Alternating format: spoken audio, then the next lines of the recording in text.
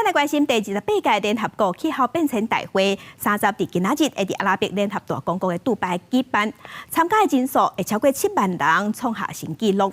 也若高中方志哥自本嘛头届去参加，啊，毋过即马因为伊感到流感的关系，已经临时取消。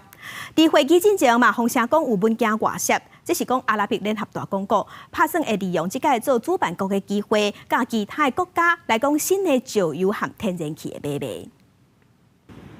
第28届联合国气候变迁大会 COP28 伫咧石油大国阿拉伯联合大公国杜拜的世博城举行，估计会有超过7万人参加，会当创成 COP 参加人数的纪录。因过伫峰会举行进前，英国广播公司 BBC 报道，有一份泄露文件指出，这届峰会主席贾比尔甲外国政府会面准备的单位要点来宾，想要为阿联酋化石燃料的交易。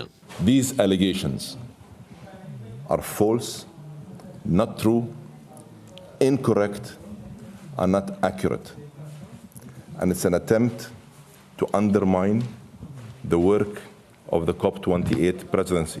比利社甚至收到假新闻稿，讲贾比尔已经同意请辞，不过COP官方是否认。但是贾比尔身兼阿联国营的阿布达比国家石油公司执行长，佫互人质疑牵涉到利益冲突。这届 COP28 主要是要盘点巴黎协定，推升减碳幅度加能源转型。全世界有超过200个国家政府派人参加，高中方志哥本来也要来，所以因为出现跟他流感的症状取消。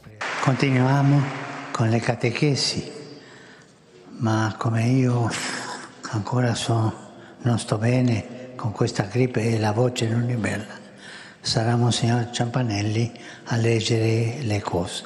联合国气候变迁大会自1995年开始，每年由缔约国家轮流主办。2礼拜缔约峰会议被讨论安怎减少温室气体排放。到目前，全世界有198个国家签署。